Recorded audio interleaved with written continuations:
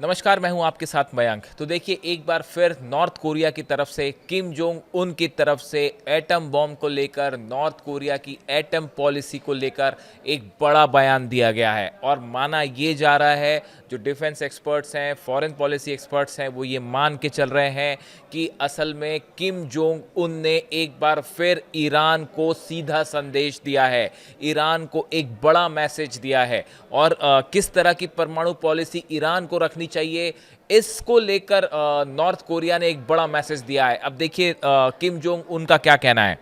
North Korea ने अपने परमाणु कार्यक्रम को लेकर हाल ही में एक बड़ी बैठक हुई थी। उसके बाद अब किम जोंग उन की तरफ से ये बयान आया है कि नॉर्थ कोरिया अपने परमाणु हथियारों को कभी नहीं छोड़ेगा। बड़ा ऐलान एक बार फिर साफ साफ कह दिया किम जोंग उन ने कि किसी सूरत में नॉर्थ कोरिया अपने परमाणु हथियारों को नहीं छोड़ेगा।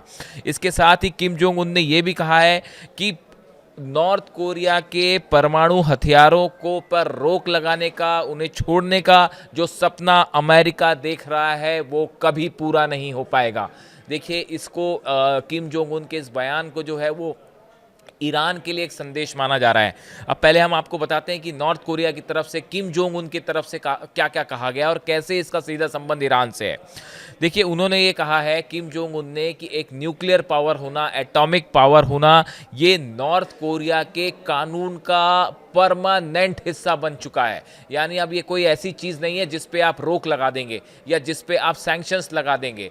नॉर्थ कोरिया का कहना ऐसा है कि एटम बॉम्ब रखना, हमारी एटॉमिक प्रोग्राम को आगे बढ़ाना हमारे कॉन्स्टिट्यूशन का, हमारे कानून का एक हिस्सा बन चुका है।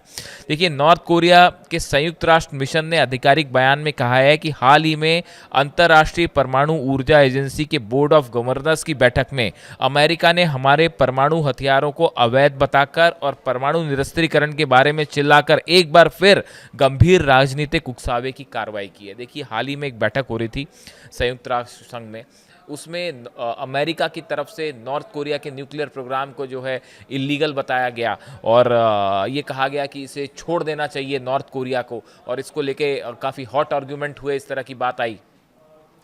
नॉर्थ कोरिया की तरफ से कहा गया है कि ये जो कोशिश अमेरिका की कर रहा है, इसमें वो कभी सफल नहीं हो पाएगा। इसके साथ ही देखिए, करीब 30 साल हो चुके हैं, 1994 जहाँ तक मेरे को याद आ रहा है, 1994 से जो है आईएईए से नॉर्थ कोरिया का कोई संबंध नहीं है। और यही बात अब नॉर्थ कोरिया ने फिर से कही है कि 30 सालों से अधिक वर्षों से परमाणु वॉचडॉग एजेंसी, जो न्यूक्लियर वॉचडॉग एजेंसी है आईएईए, इससे हमारा कोई संबंध नहीं है। नॉर्थ कोरिया की तरफ से कहा गया है कि आईएईए के पास परमाणु अप्रसार संधि के बाहर मौजूद परमाणु सशस्त्र देशों के आंतरिक मामलों में हस्तक्षेप करने का ना तो कानूनी अधिकार है, ना ही नैतिक औचित्य है। नॉर्थ कोरिया ने ये कहा है कि आईएईए के पास जो देश हैं अलग अलग, उनके न्यूक्लियर प्रोग्राम में, इंटरनल उनकी पॉलिसी में इंटरफेयर करने का, हस्तक्षेप करने का कोई अधिकार नहीं है। बार बार ये आरोप आईएईए के ऊपर से लगते हैं और यही बात नॉर्थ कोरिया ने भी अब कही है कि जो एनपीटी है, इसके बाहर जो देश हैं, इनके बारे में किसी तरह का हस्तक्षेप करने का कोई अधिकार आईएईए के पास नहीं है, ऐसा नॉर्थ कोरिया का कहना है। देखिए, 1994 से पिछले 30 सालों से नॉर्थ कोरिया, जब से ये आईएईए से कोलैबोरेशन हटा है इसका, उसके बाद से ये कहा जा रहा है कि नॉर्थ कोरिया ने दावा किया है कि एजेंसी का इस्तेमाल, आईएईए का इस्तेमाल अमेरिका द्वारा उसकी संप्रभुता का उल्लंघन करने के लिए किया जा रहा है।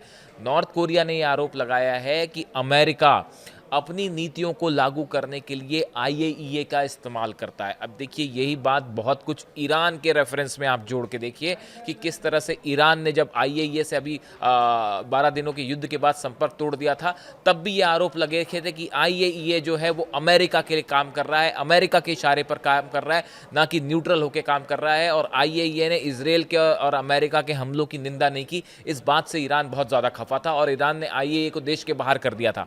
अब फिर से जो है आईएईए के साथ संपर्क शुरू हुआ है, कोलैबोरेशन ईरान ने फिर से शुरू किया है। इसी बीच नॉर्थ कोरिया की तरफ से ये बयान आना एक प्रकार से एक वार्निंग सिग्नल है कि आप आईएईए से सावधान रहिए, ऐसा नॉर्थ कोरिया का कहना है। देखिए, नॉर्थ कोरिया के ने अपना जो स्टेटमेंट दिया है उसमें कहा है कि Pyongyang democratic people's republic of Korea की वर्तमान स्थिति को बदलने के किसी भी प्रयास का दृढ़ता से विरोध किया जाएगा और ये अस्वीकार्य है। उन्होंने कहा कि अगर कोई भी देश, चाहे अमेरिका हो, चाहे वेस्टर्न कंट्रीज हो, यूरोपियन कंट्रीज हो, अगर वो नॉर्थ कोरिया के न्यूक्लियर जो स्टेटस है इसको बदलने की कोशिश करते हैं तो ये किसी रूप में नॉर्थ कोरिया इसको स्वीकार नहीं करेगा और इसका जवाब भी देगा।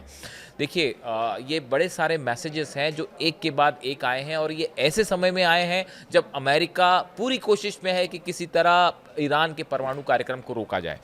इसके अलावा किम जोंग उन की तरफ से व्यक्तिगत रूप से एक बहुत अहम बयान दिया गया है जो भी ईरान के संपर्क में आप जोड़ के देख सकते हैं, उससे कोरिलेट कर सकते हैं। इन्होंने ये कहा है, किम जोंग उनका कहना है कि एटॉमिक वेपन और जो ट्रेडिशनल वेपन हैं, जो मिसाइल्स हैं या दूसरे हथियार होते हैं, तोप होते हैं, दूसरे डिफेंस सिस्टम्स होते हैं, हम इन दोनों को एक साथ आगे बढ़ाएंगे, दोनों को डेवलप करेंगे और ये नीति हम लगातार फॉलो करेंगे।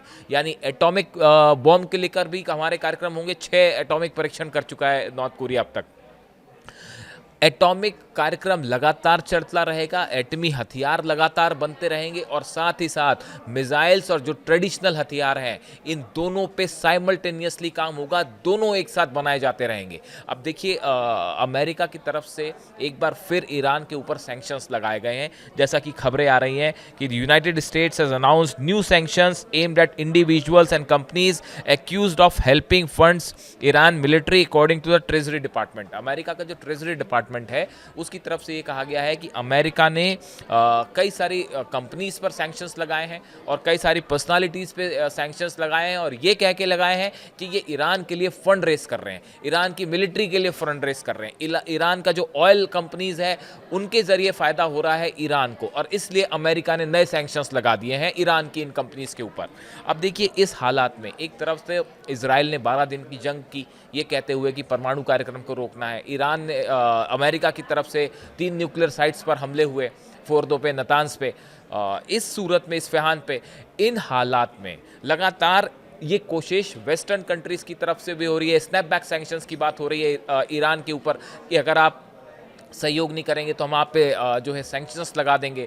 और 60 दिनों का अल्टीमेटम टाइम भी ट्रंप ने दे रखा था, वो भी शायद खत्म हो चुका है, 60 दिन पूरे हो चुके हैं। उसके बाद ट्रंप का फिर बयान आया कि ईरान के पास एक मौका और है अभी। यानी देखिए, अमेरिका, इजराइल और यूरोपियन देश लगातार ईरान के परमाणु कार्यक्रम को रोकना चाहते हैं और ये कहा जा रहा है कि ये जो हमले हुए थे इससे ईरान का परमाणु कार्यक्रम नहीं रुका है। ईरान का यूरेनियम भी सेफ है और उसको तेजी से आगे बढ़ाने का काम ईरान ने फिर से शुरू कर दिया, इस तरह के दावे हो रहे हैं। इस सूरत में जब वेस्ट ये कोशिश में लगा हुआ है कि किसी तरह ईरान को रोक दिया जाए कि परमाणु कार्यक्रम को, इस सूरत में नॉर्थ कोरिया से संदेश आता है किम जोंग उन का कि हम जो है दोनों तरह के हथियार बनाएंगे, एटमी हथियार भी बनाएंगे, ट्रेडिशनल वेपन्स भी बनाएंगे। हम आईएईए को कतई उसके प्रेशर में नहीं आएंगे।